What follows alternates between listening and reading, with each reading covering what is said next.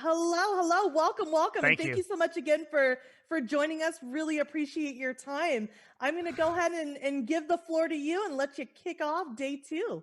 Thank you so much. It's a huge honor to be speaking to the whole Cal State school system again. I've had the honor of like speaking to a lot of different universities across California, and it's definitely my favorite place to be. So, hello everybody. My name's Devin. I don't think I can outdo that great introduction by Donna. So, I will try to give a little bit of a background just for a context that I kind of remotely know what I'm talking about. But my goal here today is to kind of give an overview of what the esports and gaming industry is doing, and then talk about content creation and what it is and it isn't. So if you are an aspiring content creator or you're interested in the way that the economy is going, supporting esports and content creation, this is the talk for you. This will be a talk that is highly beneficial. All right, let's rock. So I think a lot about what esports and gaming is versus what it is becoming versus what it will become. And I was thinking about like how would I open this talk? And I remember when I ran a team called Team Dignitas in North America, which is like the OG League of Legends team back in the LCS. It was like 2014 or 2015, okay? I was a manager there with no support staff, and I was responsible for running the whole team, players, sponsorships, everything, GM, all that stuff. And there was like one guy above me in his name's Odie in like London somewhere. But on the ground in LA, like we had this team house with it was in Long Beach, I think. And we were picking up these two new players on rotation for the LCS. People that follow esports will know them as Gamsu and Core JJ. And the idea here was that we were going to basically bring in some super elite Korean talent because we couldn't find North American talent. And we had 2 slots we could do that in because of the LCS import rule. So the way that it worked was, you know, logistically, I had to set this up through like a third party in Korea, and they like put them on a plane to go to LAX, okay? And so I'm at LAX, okay, and like I get to LAX, I'm looking for these two players, and it occurs to me that I have no idea what these 2 players look like, because I've never been. I've never had any context of it. There's no like preparation. There's nothing official. Like I'm just expected to find these players at LAX. So I'm now standing. I'm standing outside, and I'm looking for 2. I'm like, okay, well, it's no problem. I'll just look for 2 Korean kids together, and then everybody getting off the plane are 2 Asian kids. So I'm like, oh my god, what do I do? And then I realize I have a Dignitas shirt in my car, like the brand for our team. I run back to my car, I grab the shirt, I start waving it at just random kids that are getting off the plane. And like many people walk by and are like you know, like what's going on? And then finally, like these 2 kids come up and they're like Dignitas, and I'm like, yeah, hey, what's up? And like I assume that they're Core JJ and Gamsu. Our communication is bad, and I was like, okay, I'm just gonna put these 2 kids in the back of the car, and we're gonna go to the team house, and hopefully these are the people I'm looking for, and I didn't just kidnap 2 people. And it turned out that they were, and they were amazing because like they ended up sitting down and they played League of Legends, even though they had jet lag and everything. Played League of Legends like from 0 to 30 solo queue accounts, like for the next like 16 hours. Just love the game. So I think about like that past dichotomy. And I think about the future of esports, which is like so much of that now is totally gone, right? Like there's no team houses, there's huge support staff, there's all like for 5 players, there's a GM and like an assistant coach and a head coach, and have any of that stuff before. And I'm not here to like regale you about tales of we could just have the whole talk be that. I could just tell you about messed up stuff that I found in esports in my history, but like I want to like more tell you about like where it was, which is the purpose of that, and like where it's going and what it will be. So if you didn't catch from that, like Dignitas was the first team that I was a part of. I was the regional manager, assistant to the regional manager, a regional manager for Dignitas, and after Dignitas, I went to a team called Counterlogic Gaming. At Counterlogic Gaming, I ran that as CEO until 2018, 19-ish, where we sold it to Madison Square Garden. and we played in a bunch of tournaments across the world. Traveled the whole world, played in tournaments. We were the top 3 esports teams for a while. I know if you look at CLG's record right now, it may not seem like that, but at one time we were. Anyway, I digress. It's not important right now. After CLG, I was really interested in the trends of the gaming industry and esports. So I joined a company. Well, I founded a company with my business partner Matt, also known as Sevidus, called Novo. And Novo's purpose is a creative advertising agency, and we run top influencers on YouTube and Twitch.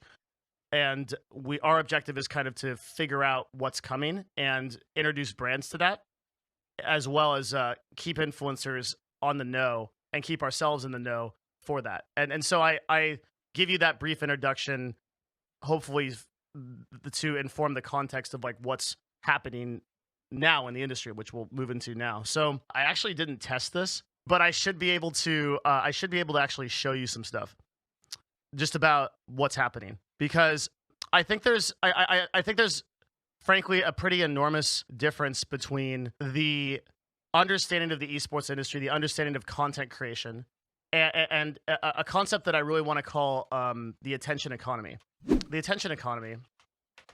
This is my 2021 technology here is something I refer to as like, so business before, right?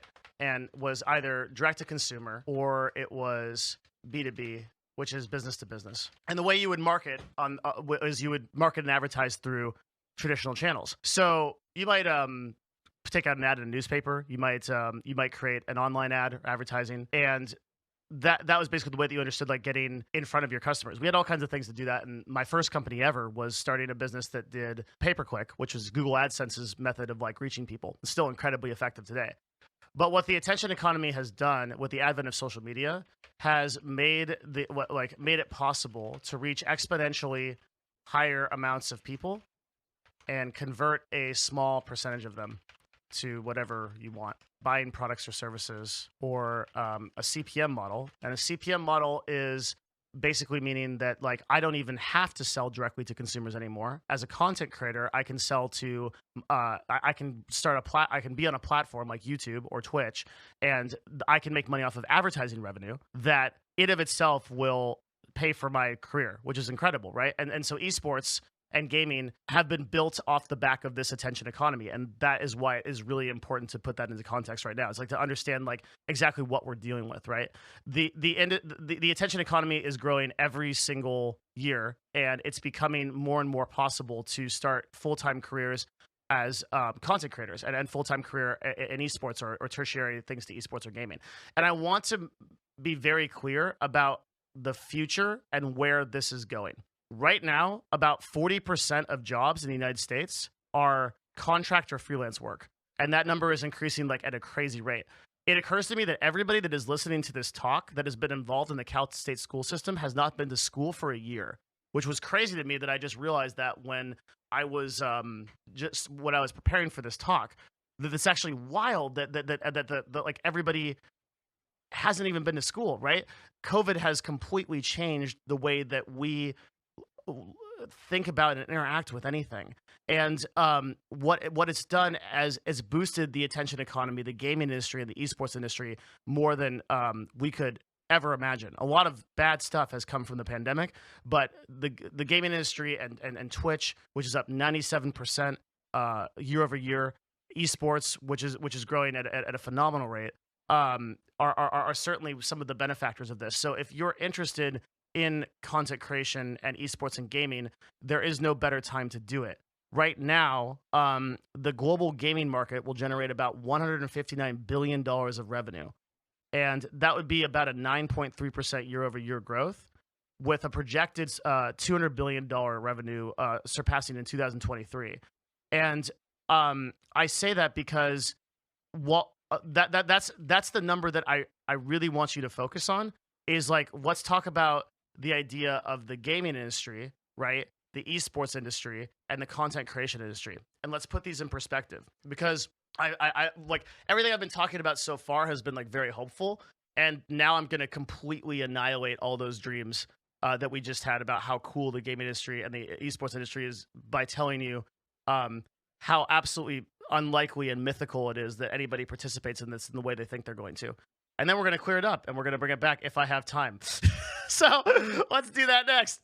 So the esports industry as a whole, going back to our chart here, all right, is about $1 billion in revenue, projected to be like $1.6 billion in revenue in 2024. This isn't that much, okay? To put this in perspective, Dogecoin has a market cap of $55 billion. Like it's about 35 times higher than esports does, right? Cross over to Twitch. The Twitch is like kind of hovering a little bit over a $1.5 billion company. And like just to put in perspective, like how much that is as a percentage of Amazon's, well, less than like 0.001% of Amazon's like total holdings, which owns Twitch TV. So I think a lot of people think that jobs and work and opportunity are going to come from these industries. So when you think about being involved in esports and you think about being involved in gaming, you think about being a part of an esports team. You think about either running a support role for someone like TSM or CLG or someone like that, or you might think about like being on an esports team yourself. But for the vast majority of people listening to this, that is a fantasy. It will never happen. So that's not bad news though. It's just the amount of jobs that are available in this kind of in this kind of ecosystem. CLG just is a thing that doesn't scale, right? When we were running CLG at its peak, we had 107 employees. About 50 of them were players and 50 of them were support staff, and I think that's about as big as it was going to get. It downsized from there. So we're not talking about, because let's take like a team of like 5 players, right? Like 5 LCS players. What do you really need? Well, you need a head coach, a GM, an assistant coach, an analyst, right? And then maybe some tertiary support staff like physical therapists or people like that, some CPA people, things like that. So you don't really need like a great support staff, but if you think about like a gaming developer or the gaming industry, you think about someone like Activision who's going to start a new Call of Duty, or you think about Logitech that's going to start like a new hardware line. That might be 200 to 300 jobs right there that are going to get created there. And so indeed, if we go look at the stats on the gaming industry itself, and we look at some data on that, we can see that the amount of jobs that are being created in the gaming industry is incredible. It's about 500,000, with the highest state there being California, about 218,000 jobs. In fact, it's about twice as much as the next leader, which is Washington, where I live. So California and everybody coming out of California has great opportunity, but it may not be where you think. It might be in the gaming industry. And the gaming industry includes a massive amount of tertiary and secondary jobs that support these sort of more niche industries like content creation and esports. So when I'm thinking about what I want to do as a student, what I would have wanted to know leaving college myself was like, what are the real opportunities and what's going to happen? And I want to talk a little bit about content creation, because I think that my community and the people that have heard me talk before will know what is about to happen. And that is that I look at the content creation ecosystem and the esports ecosystem, and I see a highly unrealistic goal setting for many people. The number one desired job in America is a YouTuber, and streaming is pretty close behind it. And to put that into perspective, we had about 24,289,980 broadcasts that were run on Twitch TV in the past 30 days.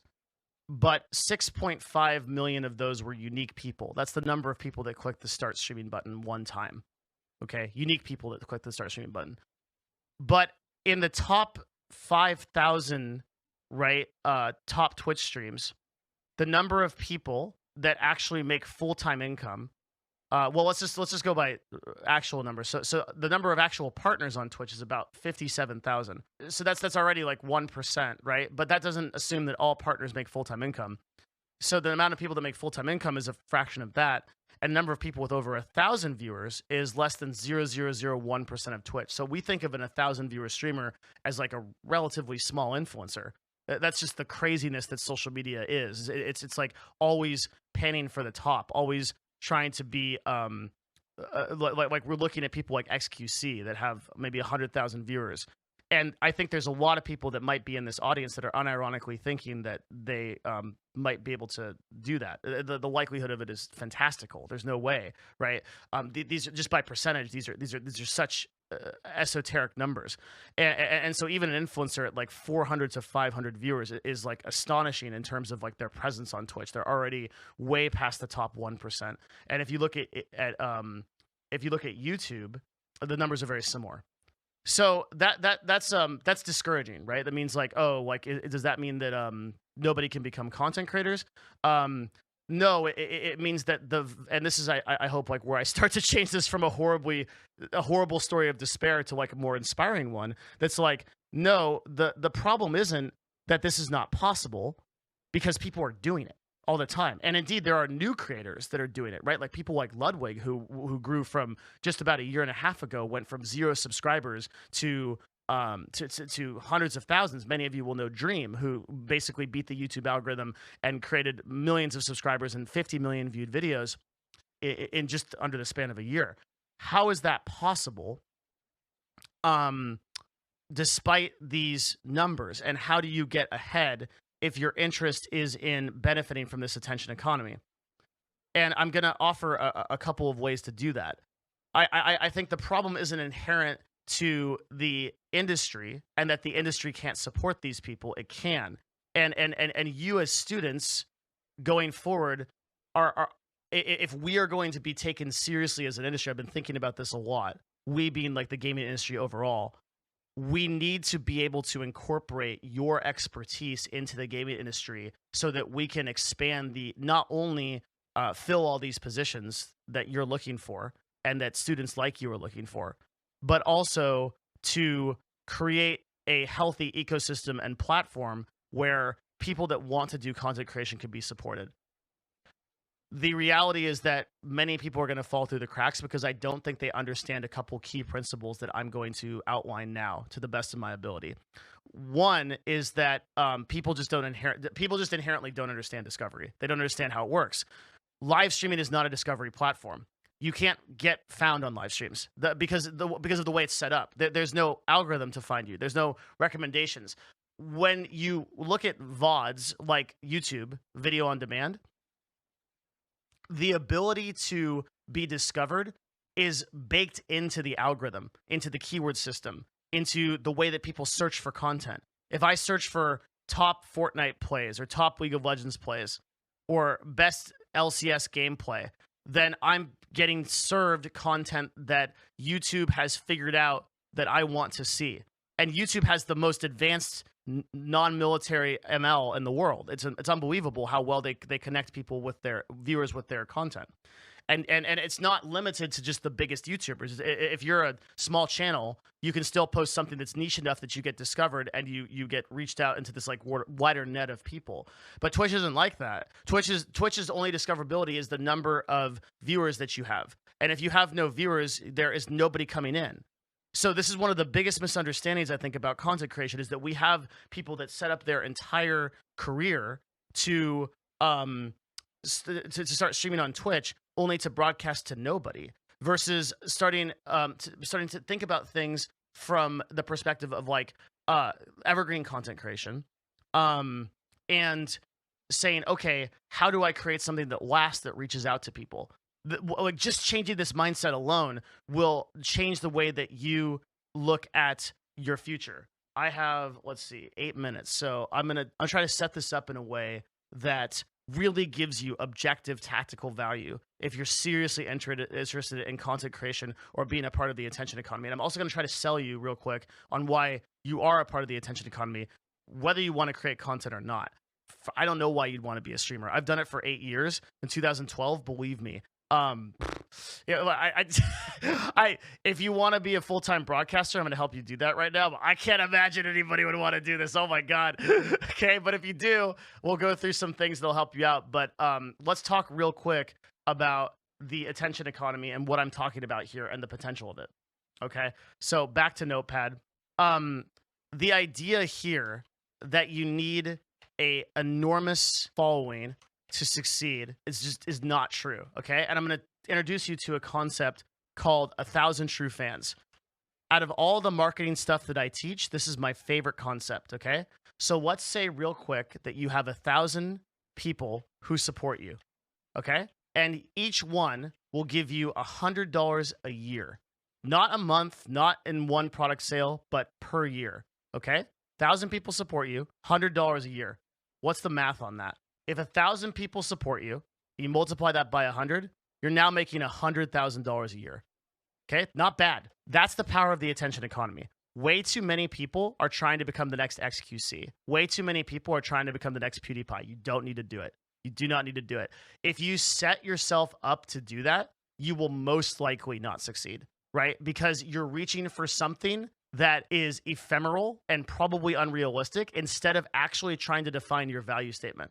I would any day of the week much rather have 500 to 1,000 high-powered dudes and dudettes in my chat that are marketing executives, people that are connected in the industry, people that are in the know, way more than I would rather have 20,000 to 30,000 people who are going to contribute absolutely zero value to my bottom line. And if you start thinking like that, then we can start kind of structuring the advice that I would have for you for like getting started with something like this, because you are a part of the attention economy in a way that no matter what, right?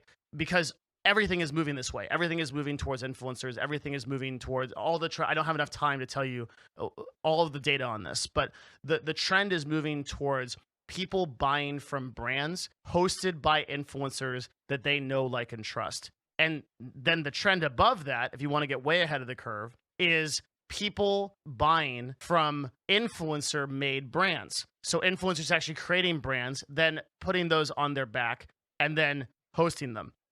And that's like the future that I can't even like get to yet. But for now, suffice to say, a lot of the future will be comprised in influencer-driven stuff. The influencers will be at the forefront of a lot of product sales and business. So you don't have to be an influencer to participate in that, but to the extent that you participate in the attention economy and you get people's attention, you will be able to better succeed, because many of you, 45% at least, and probably a growing number, are going to fall into that contractor/freelancer work. You will need to figure this out. You will need to figure out how to get people's attention, whether that is streaming on Twitch or whether that is directly messaging people on LinkedIn so that you can get business clients and jobs.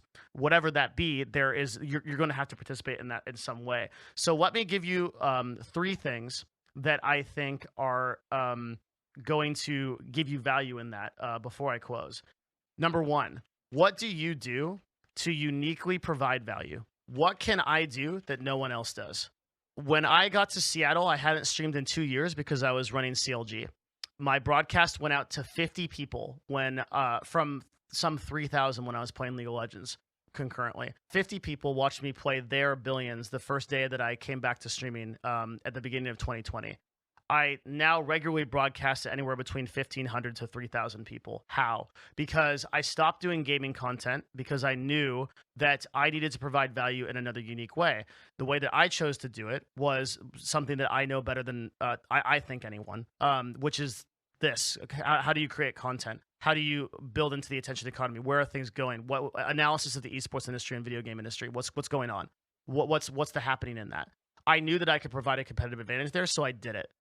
In the same way, you have something that makes you unique. You have something that defines you, and if you focus on that, you will succeed way better than anybody that's just trying to do the same thing as streaming video games or what everyone else is doing.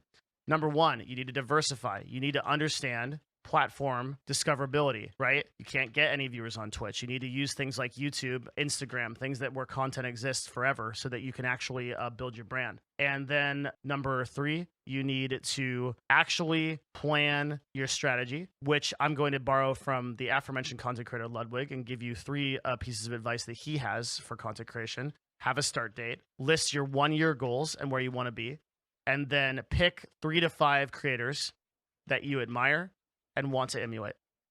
And I think that's a really good start. Okay, so I'm almost out of time. So I'm going to just kind of like do a little bit of an overview here of like what we talked about and what's going on. I'm obviously, if it feels like there's a lot more to talk about here, it's because there is. Okay, so the bottom line is, if you, I'm going to tell you one of my absolute favorite quotes in the world. If you want to be an anomaly, you need to start acting like one. Way too many of you think that you're going to succeed by doing the same thing that everybody else is doing. You're not. Go start a Twitch stream and broadcast to 0 viewers, playing a video game like League of Legends or whatever it is, and you will never get discovered. You'll never get differentiate. But I want more for everybody in this audience than that. I want, and if you take a step back first, say, what value can I uniquely provide? How do I actually diversify that, and what are my real goals centered around this, and what is my participation in this attention economy? Thinking about that in like an overview in a macro sense, that is going to actually separate you from everybody else, and it's going to let you be one of those people that actually stands out. If you want to be an anomaly, you have to act like one. Don't do what everyone else is doing, and really try to understand the industry you're in, and not get caught up in like what everyone tells you. Like, look at the trends and where things are going. And if you can provide actual value, and you can step back and you can say, okay, this is what I bring uniquely to the table. And I promise you, every single one of you has something unique to bring to the table that everybody wants to hear. You will be successful on whatever you want to do. Like, don't get caught in the illusion that just because the industry is popping off, that like there's a place for you in it. You've got to put in the work, and you've got to act like an anomaly. Okay, that's it. Thanks for your time. Game on. Thank you so much, Devin. Super appreciate that extremely solid content.